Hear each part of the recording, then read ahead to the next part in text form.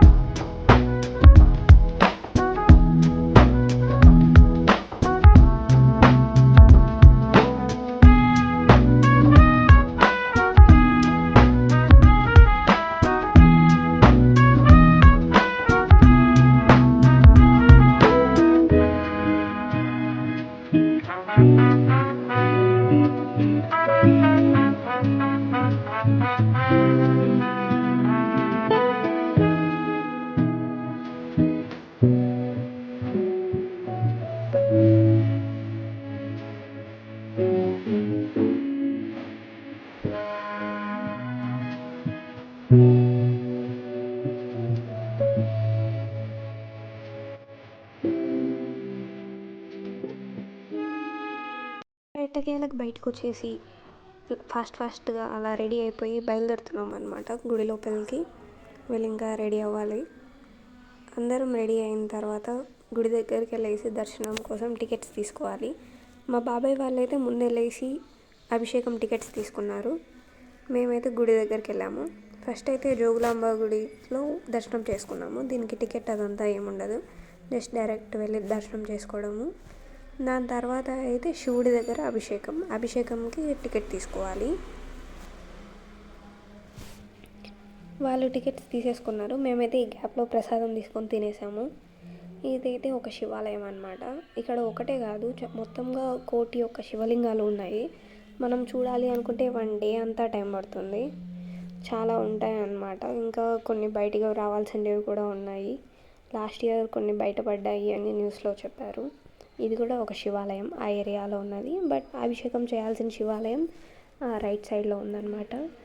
ఇవైతే అప్పుడు ఎవరో మౌలులో I don't know the name వాళ్ళు ఇలా పగలగొట్టారు అని చెప్పేసి చెప్తారు. నాకైతే ఈ విషయం మీద అంత క్లారిటీగా తెలీదు. దాని తర్వాత మేమందరం కలిసి తినడానికైతే వెళ్ళాము. అక్కడ ప్రసాదం చాలా నచ్చింది నాకు. దాని తర్వాత ఇంకా రిటర్న్ అయిపోయాము. ఈ రోజుకైతే ఇంతే friends. Thank you for watching. Bye. Subscribe to our channel.